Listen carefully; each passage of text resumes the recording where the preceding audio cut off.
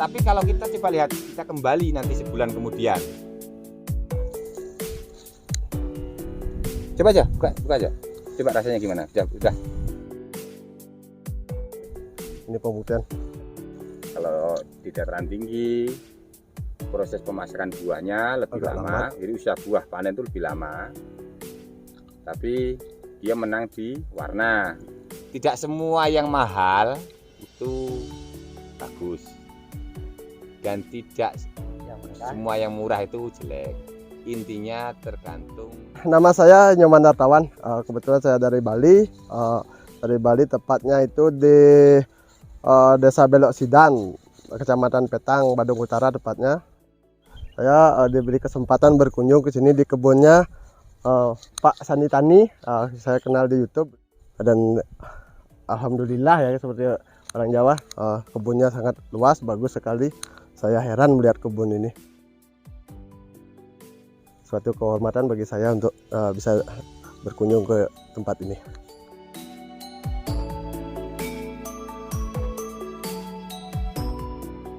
Saya Pak Wayan dari sama petani baru belajar dari Kabupaten Badung, tepatnya di Desa Belak Sidan, Kecamatan Petang. Saya sebenarnya diberi kehormatan datang ke sini untuk mengenal lebih dalam bagaimana sebenarnya siam madu. Kok menurut orang-orang katanya tidak bisa besar, ternyata saya lihat di sini, waduh, lumayan. Udah tidak bisa bicara dah saya sama siam madunya Pak Sani. Mungkin nanti caranya yang lain lah sama Pak Sani, masalah perawatan apa kayak biar dituntun. Saya baru belajar.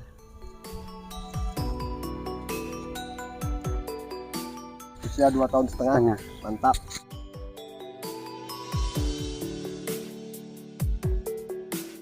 Ini untuk pemupukan bawahnya jelas Pak Sani kan pakai pupuk ini. Wah, ini pupuk yang Pak Sani ini kalau bisa minta ini sarannya pakai apa ini? Kalau pemupukan ya metode kita seperti yang saya sampaikan di video-video yang lalu kan ada itu.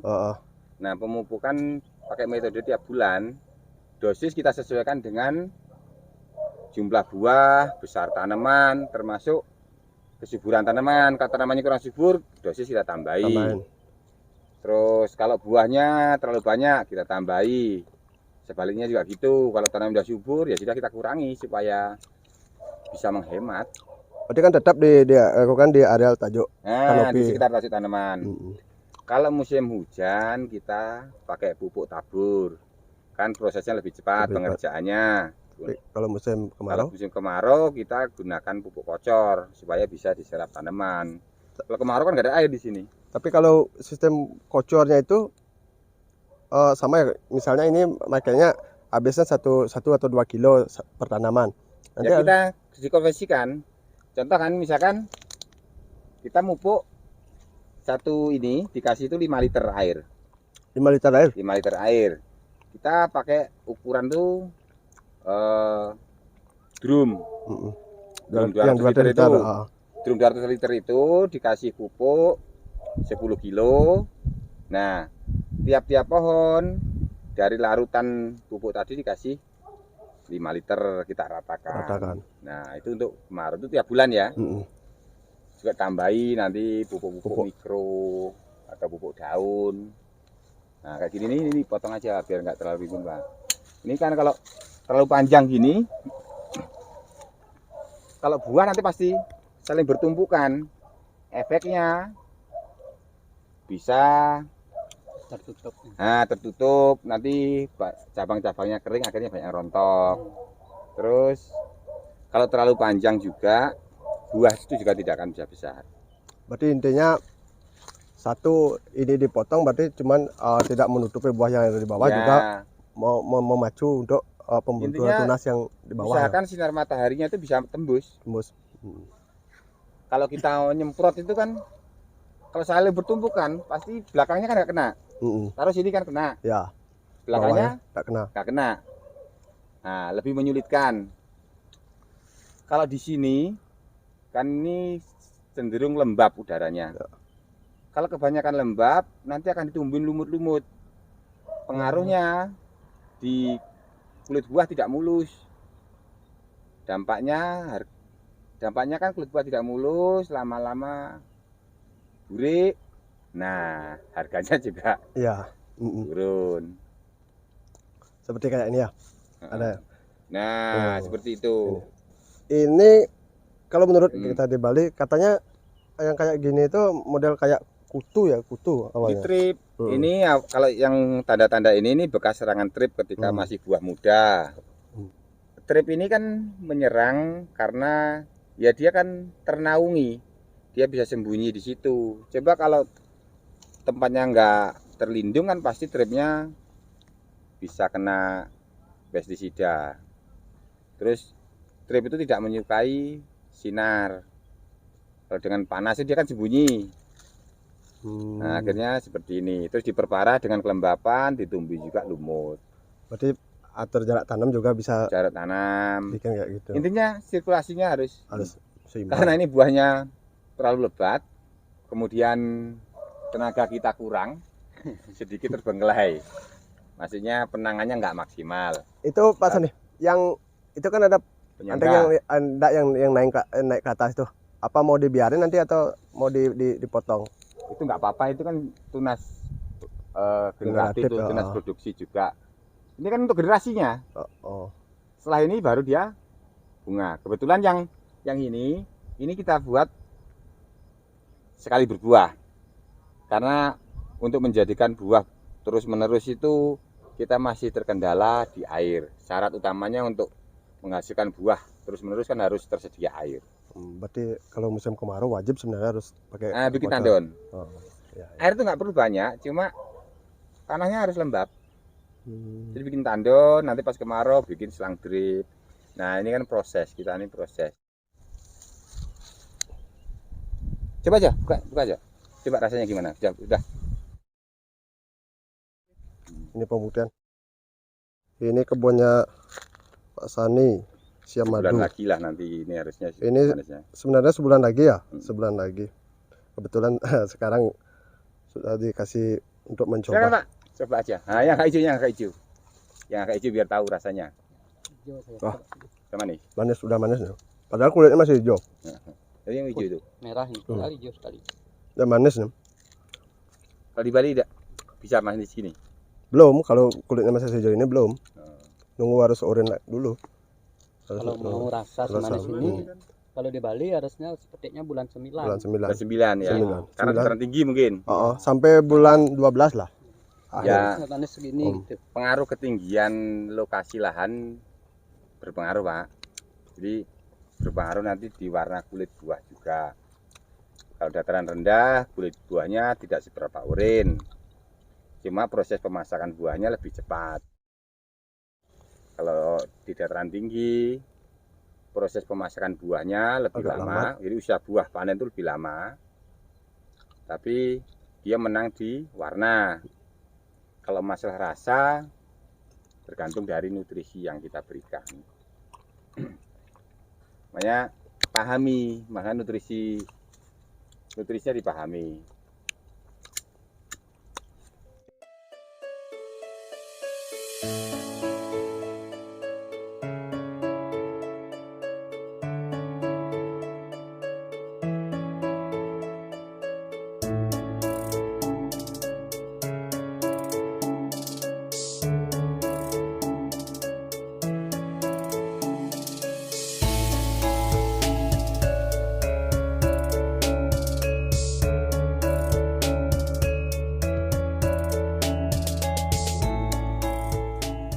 Terus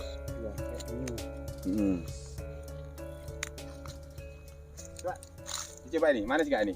Udah sempat tadi ini. Manis? Saya terlalu banyak makan jeruk nanti. Enak sih. Mumpung di sini. Ini loh Pak Sani, coba lihat. Ini masih ada buah yang udah mau panen. Kebetulan juga udah. Ini yang saya bikin heran. Ini ada yang pentil segini. Ada pentil segini. Ini ada yang bunga lagi tuh. Ya, itu ada yang berbunga. Ini pentil adiknya lagi. Ini yang segini, keliling-keliling sini. Ya. Nah, kalau yang ini kita bisa terapkan tumbuhan terus menerus. Berarti hampir nggak ada jedanya sebenarnya ini. Mas Ani ya. Ada jedanya, karena kebutuhan uang juga tiap hari. Nah itu. Keuntungan seperti ini Pak, buah pasti besar. Karena dia tidak buah serempak kan. Iya. Buahnya besar, terus Habis ini kesehatan tanamannya Tetap kan terjaga ya. kelihatan, sana dari sini kan lebih subur ini, ya kan? Tetap terjaga deh. Ya karena dia mengeluarkan tenaganya itu bebannya nggak langsung Nggak berat. langsung berat. Mm-mm. Berarti seimbang terus ya. Padahal kalau dihitung produksi per tahunnya sebenarnya banyak kan ini daripada yang sana. yang dari sekali panen itu ya. Nah cuma syarat dan ketentuan berlaku. Syaratnya harus ada air. Mana ada pipa-pipa ini? Nah ini pipa ini kan untuk ini buahnya ini.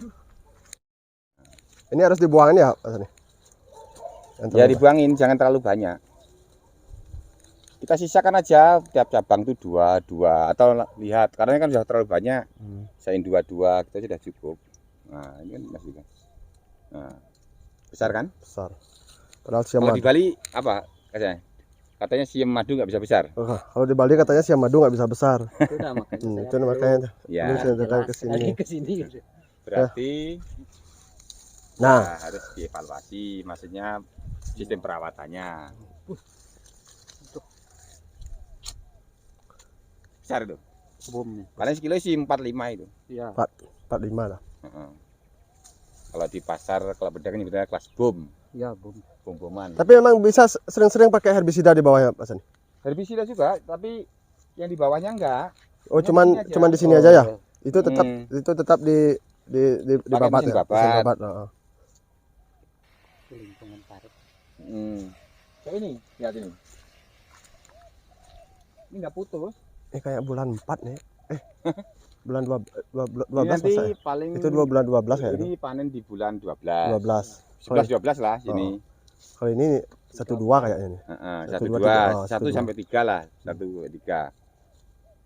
Padahal yang lama aja belum habis ini. Tapi sampai bulan 4 masih nih. Nah, ini kan terus beruntun ini udah kuning-kuning di atas itu. Ini udah mulai ini yang petikan sekitar 3 minggu yang lalu udah mulai tunas lagi. Ini sekitar 3 bulan lagi muncul bunga lagi.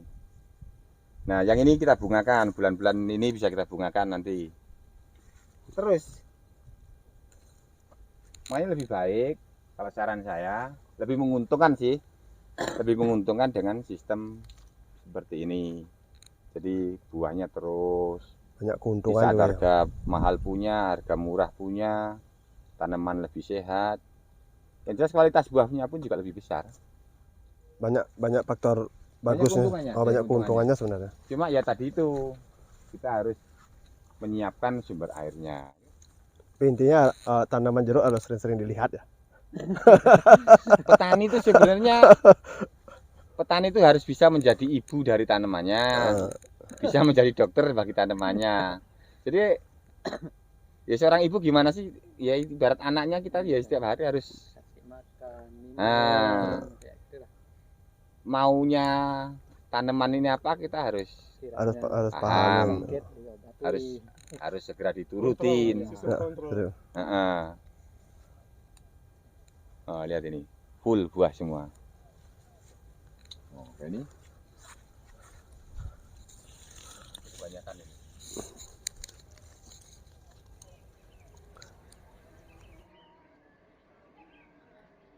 Nah, kayak gini. Ini kalau kita biarkan, Pak, tunasnya terlalu panjang. Nah, nanti turun gini, bisa mendingan kita potong sini aja. Enggak usah saya yang motong.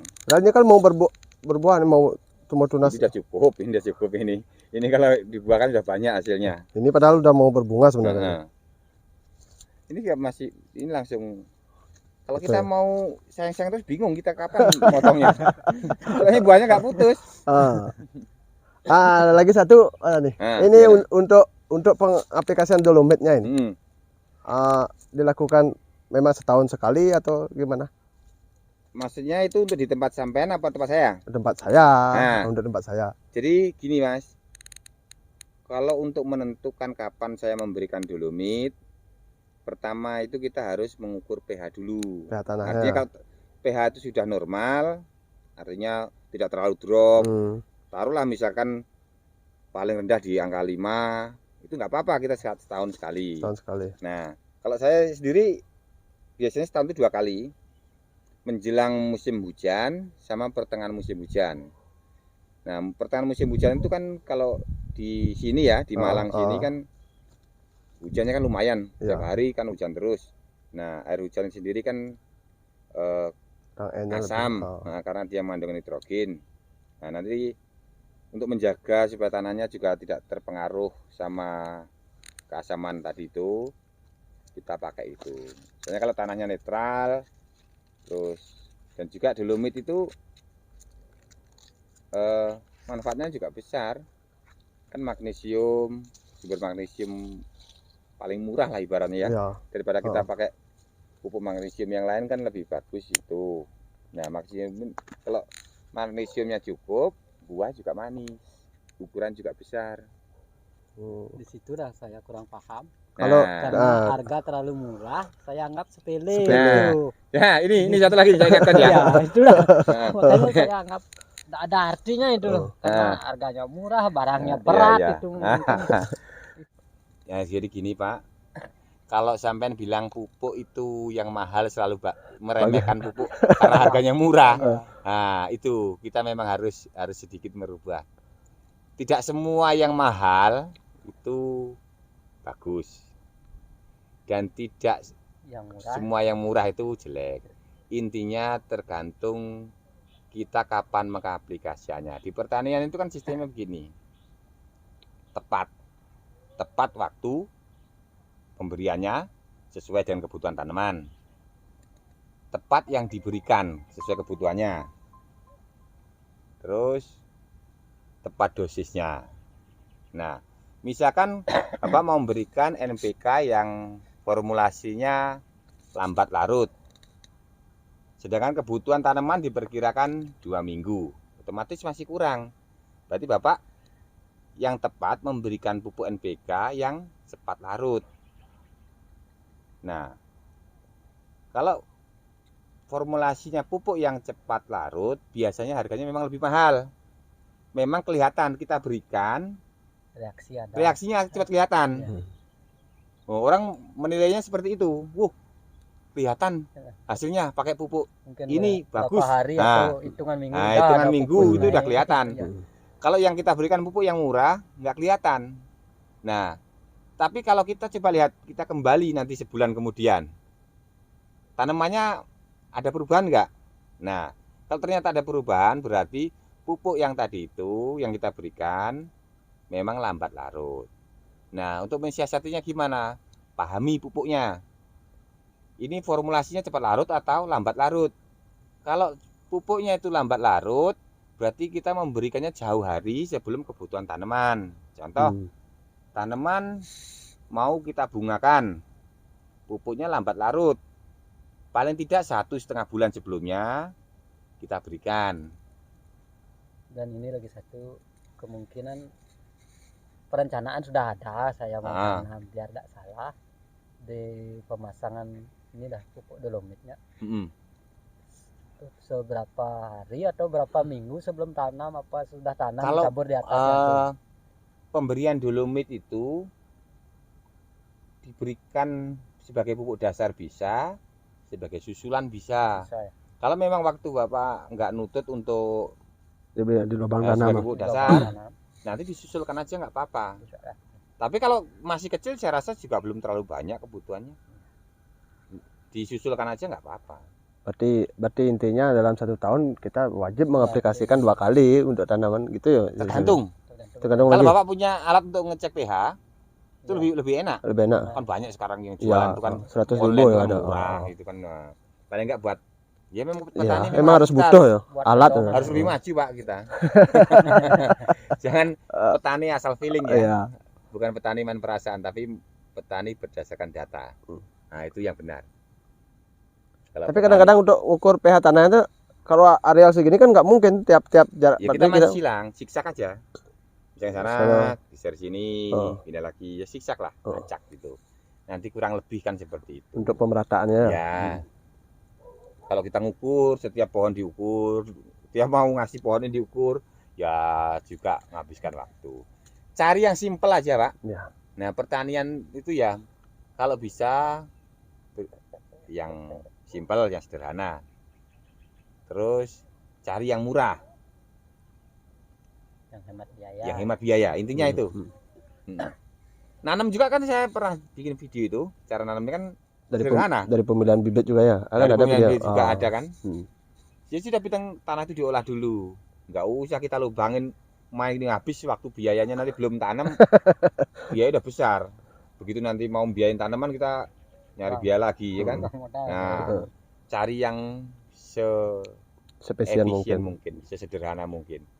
Tapi prinsipnya untuk perakaran, untuk pondasi kan, sebagai perakaran itu pondasinya tanaman.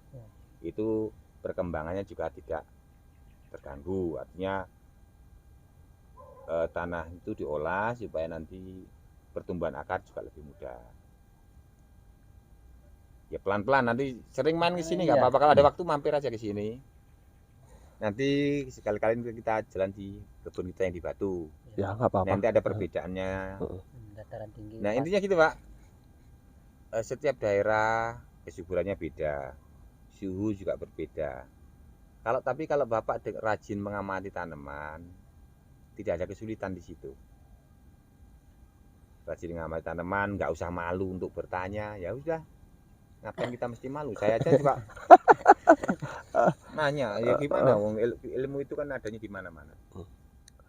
Ya pada intinya kan kita kesini untuk hari ini sudah cukup merasa sangat puas ya, sangat puas. Ternyata apa yang kita lihat di channelnya Mas Sani, Pak Sani udah memang seperti yang di video. Kita bahkan lebih. Nah, gimana kesannya waktu di video lihat itu gimana? Saya heran pertama yang lihat ini kok setiap nongol di, kebetulan udah subscribe. Pas setiap nongol kok jeruknya bagus-bagus. Emang jeruk kebunnya sendiri, kadang-kadang punya perasaan kayak gitu. Emang kebunnya sendiri nih ada yang berbuah kan, ada yang udah panen, dan semuanya itu kalau menurut penglihatan saya memang nggak masuk akal ya.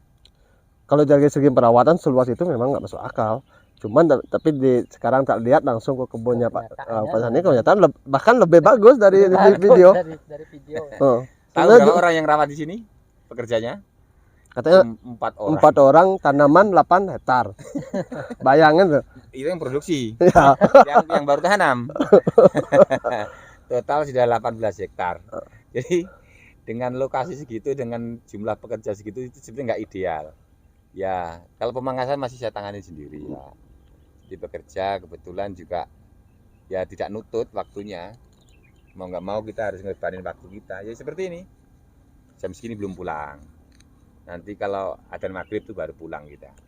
Ya intinya kita juga ngucapin banyak-banyak terima kasih atas waktunya Pak Sani, atas ilmunya juga. Kita ya sebenarnya udah mengganggu sebenarnya waktunya. Enggak. Ya siapa aja yang mau istilahnya main ke sini, tukar pengalaman masalah tanaman, silakan main-main ke sini. Intinya siapapun orangnya kita terbuka, Pak. Apalagi seperti itu. Kita bakal pengalaman saya dengan ceritanya jeruk di Bali seperti itu, seperti ini. Paling enggak ceritanya di sana seperti itu. Paling tidak kalau saya menghadapi tanaman seperti itu, saya pernah ada pengalaman, ada teman cerita masalah tanaman jeruk yang kondisinya seperti itu.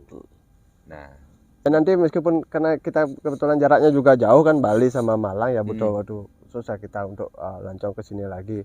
Nanti kalau ada apa-apa kita silakan komunikasi Pak, komunikasi aja di WA, kirim gambarnya.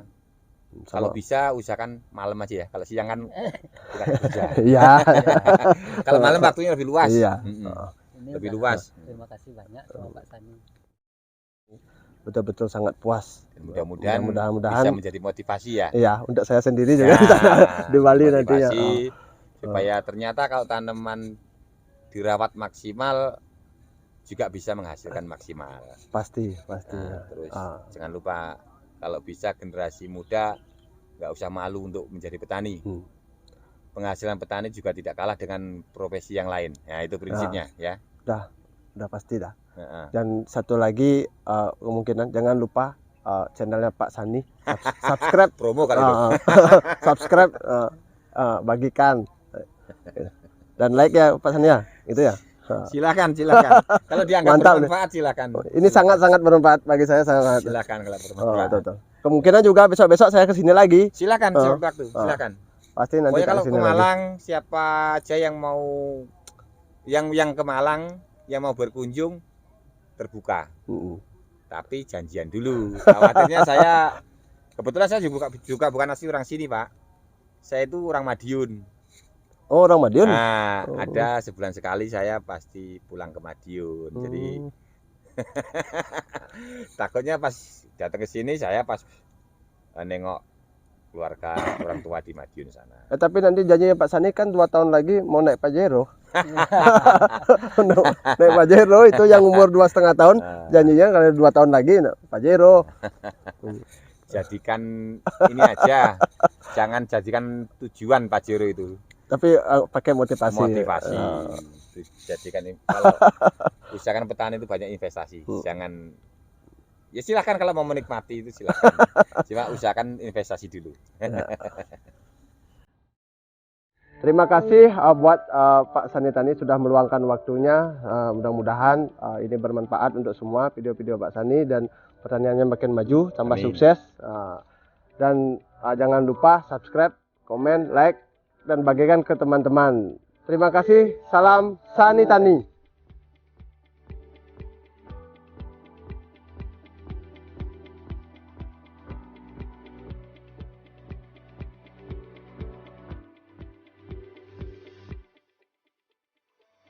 Ternyata kalau tanaman dirawat maksimal juga bisa menghasilkan maksimal. Pasti. Terus jangan lupa kalau bisa generasi muda nggak usah malu untuk menjadi petani. Penghasilan petani juga tidak kalah dengan profesi yang lain. Nah itu prinsipnya ya. Udah pasti dah.